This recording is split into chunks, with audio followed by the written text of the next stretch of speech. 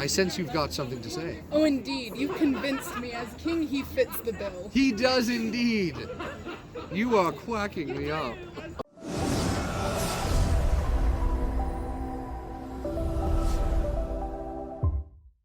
And as soon as Otis arrived in our village, everything started to turn around.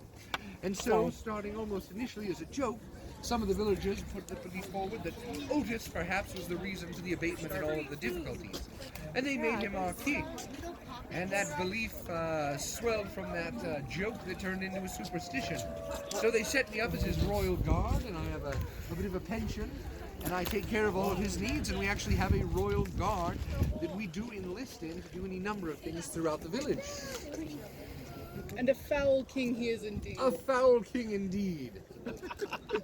Well said. No, he's actually quite a benevolent monarch.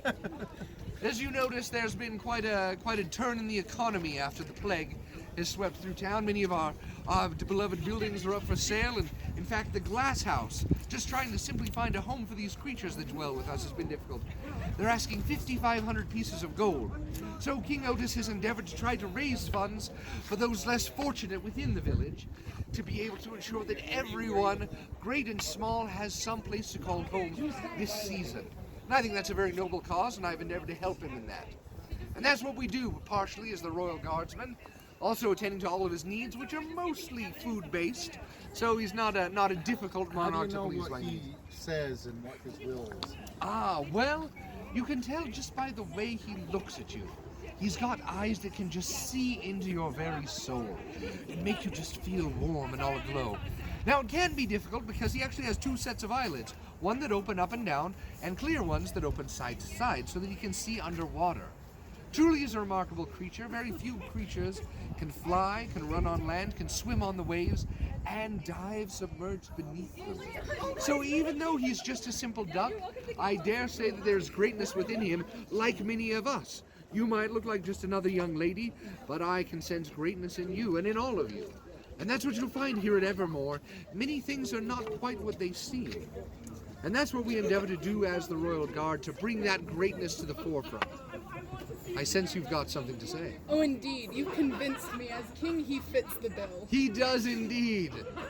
You are quacking me up. Oh, I love it. I may have to steal some of those puns.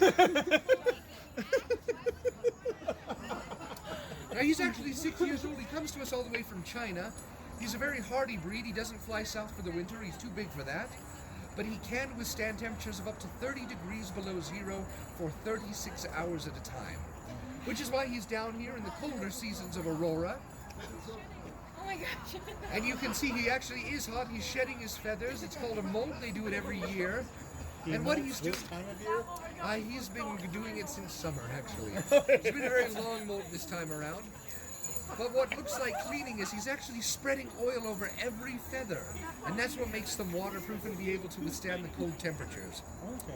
Now, I understand here in just a few minutes, the mayor of Evermore will be joining us. She wants to get a little bit of publicity from having King Otis at her side, and I know there's some portraits that she's having painted of them together. Now, have you met any of the Acolytes in town tonight? Yes. Indeed. Got the robes, the bird-faced skulls. Yeah. It's actually what brought me over here. Splendid. Well, is there anything we can do for you on that front? They're challenging their followers to roast King Otis. They'd like to see him dead. King Otis. Have they said why they want him dead? Because no one should hail him as a king over St. Michael. Well, no one said he was a king over St. Michael, but if they feel threatened, who am I to stand in their way? I'm pretty sure that's your job. Well, I suppose I am the captain of the Royal Guard. You know, it's a new position. I'm still learning. But yes, Your Majesty. No, I would stand in their way. And I would say, go to them, and I would put into their minds that His Majesty has designs upon their beloved church. He would seek it for his royal palace.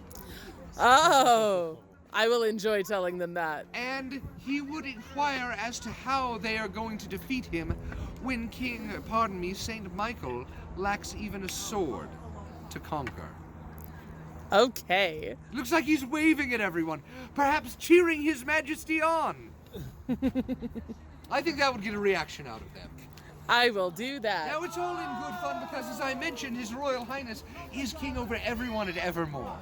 Whether they wear masks and creep about in the darkness, or are like you good folk. So even though he may not agree with the beliefs and the attitudes of others, he looks after all of them. As I mentioned, quite a benevolent monarch indeed.